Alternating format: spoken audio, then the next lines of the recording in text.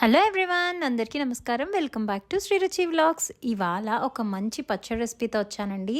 ఇది తిరుమల తిరుపతి దేవస్థానంలో వెంగమాంబలో పెడుతూ ఉంటారు కదా, అన్నప్రసాదంలో మనకి కొబ్బరి పచ్చడి. సేమ్ అదే టేస్ట్తో వస్తుంది మనకి కొబ్బరి పచ్చడి. తప్పకుండా ట్రై చేయండి, చాలా బాగుంటుంది. రైస్లోకైనా, ఇడ్లీ, దోశ, ఇలా దేంట్లోకైనా బాగుంటుంది. ముందుగా ఇంగ్రీడియంట్స్ చూద్దాం. నేను ఒక కప్పు కొబ్బరి ముక్కలు తీసుకున్నాను. చిన్న నిమ్మకాయ సైజ్ అంతా చింతపండు నానబెట్టుకున్నానండి.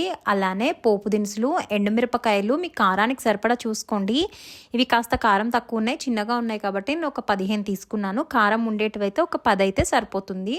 అలానే కరివేపాకు, జీలకర్ర, ఆవాలు, చిటికెడంత పసుపు, అలానే ఉప్పు, పచ్చిశనగపప్పు, ఒక 2 నుంచి 3 టేబుల్ స్పూన్ల పచ్చిశనగపప్పు తీసుకున్నాను. అలానే స్టవ్ పైన పాన్ పెట్టి కాస్త ఆయిల్ ఎక్కువే వేసుకోండి. ఒక 3 టేబుల్ స్పూన్ల వరకు ఆయిల్ వేసుకోండి. వేసుకున్న తర్వాత కొబ్బరి ముక్కలన్నిటినీ బాగా వేయించుకోవాలండి. మీడియం ఫ్లేమ్లో పెట్టి వేయించుకోండి. ఇలా వేయించుకుంటేనే కొబ్బరి ముక్కలు బాగా వేగుతాయి. అలానే పచ్చడికి మంచి టేస్ట్ని కూడా ఇస్తుంది. ఇలా అన్నీ గోల్డెన్ కలర్ వచ్చేంత వరకు ఫ్రై చేసుకోవాలి. ఇలా వేయించడం వల్ల ఏంటంటే పచ్చడి నిలువ ఉంటుందండి. వాళ్ళు ఎప్పుడో మార్నింగ్ చేస్తారు కదా వెంగమాంబలో, సో ఈవినింగ్ 4-5 వరకు కూడా ఫ్రెష్గా ఉండాలంటే కంపల్సరీ వాళ్ళైతే డీప్ ఫ్రై చేస్తారు. మీరు ఒకవేళ డీప్ ఫ్రై చేయడం ఇష్టం లేదు అంటే లైట్గా ఆయిల్ వేసుకుని రోస్ట్ చేసుకోండి, సరిపోతుంది. ఇలా ముక్కల్ని మంచిగా ఒక జాలి బుట్టలాంటి దాంట్లోకి వేసుకోండి. ఎక్స్ట్రా ఆయిల్ ఏమన్నా ఉంటే కిందకి దిగిపోతుంది. తర్వాత అదే ప్యాన్లో పచ్చిశనగపప్పు తీసుకున్నాం కదా, అది కూడా మంచి గోల్డెన్ కలర్ వచ్చేంత వరకు ఫ్రై చేసుకోవాలండి. పప్పు మంచి స్మెల్ వస్తుంది బాగా ఫ్రై అయిన తర్వాత, అంతవరకు వేయించుకోవాలి. ఇలా వేయించుకుని దీన్ని కూడా కొబ్బరి ముక్కలు వేసిన దాంట్లోకి వేసేసుకోండి.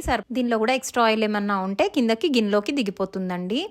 ఇప్పుడు మనం దీంట్లో మొత్తం పప్పు అంతా తీసేసిన తర్వాత మనం తీసుకున్నాం కదా ఎండుమిరపకాయలు కారానికి తగ్గట్టు వేసుకోండి. నేను కారం తక్కువ ఉన్నాయి కాబట్టి కాస్త ఎక్కువ తీసుకున్నాను. కారం ఉండేటివైతే కాస్త తక్కువ తీసుకోండి. వీటిని కూడా ఆయిల్లో ఫ్రై చేసుకోవాలి. ఇవి కూడా మంచిగా క్రిస్పీ అయ్యేంత వరకు ఫ్రై చేసుకోవాలి. ఇలా ఫ్రై చేసుకోవడం వల్లే పచ్చడికి మంచి టేస్ట్ వస్తుందండి. ఇలా ఫ్రై చేసుకుని పక్కకు పెట్టేసుకోండి ఇవి కూడా. ఇప్పుడు ఇదే ప్యాన్లో కాస్త 1 టీ స్పూన్ ఆయిల్ వేసుకుని పోపు పెట్టుకుంటున్నాను నేను. ఇప్పుడు ఆయిల్ కాస్త తక్కువే వేసుకోండి. ఇందులో జీలకర్ర, ఆవాలు, కరివేపాకు, ఇంగువ, ఇంతే మనం వేసేవి తాలింపు. ఒకవేళ మీకు కావాలంటే కాస్త ఎండుమిరపకాయలు కూడా వేసుకోవచ్చు. అలానే పచ్చిశనగపప్పు అవి కూడా వేసుకోవచ్చు. నేను తిరుపతి స్టైల్లో చూపిస్తున్నా కాబట్టి నేను అవేం వేయలేదు జనరల్గా. సో ఇలా వేసుకుని ఇవంతా పోపు వేగిపోయిన తర్వాత ఈలోపు కొబ్బరి ముక్కలు అన్నీ చల్లారిపోయి ఉంటాయి కదా, అలా చల్లారిపోయిన వాటిని మనం మిక్సీ జార్లో వేసుకోవాలండి. కంపల్సరీ చల్లగా అవ్వాలి. కాస్త వేడిగా ఉన్నా కానీ పచ్చడి ఈవినింగ్కి స్మెల్ వస్తుంది, అలానే టేస్ట్ కూడా చేంజ్ అయిపోతుంది. సో ఇప్పుడు మనం ఒక మిక్సీ జార్ తీసుకుని ఇవన్నీ కూడా మిక్సీ జార్లోకి ట్రాన్స్ఫర్ చేసేసుకోవాలండి. కాస్త పల్స్ ఇచ్చుకుంటూ గ్రైండ్ చేసుకోవాలి పచ్చడిని. ఇప్పుడు ఇలా వేసుకున్న తర్వాత ఇందులోనే మనం నానబెట్టుకున్నటువంటి చింతపండును కూడా వేసేసుకోవాలి. అలానే ఒక చిటికెడంత పసుపు వేసుకోండి. ఇందులో రుచికి తగినంత ఉప్పు వేసుకోండి.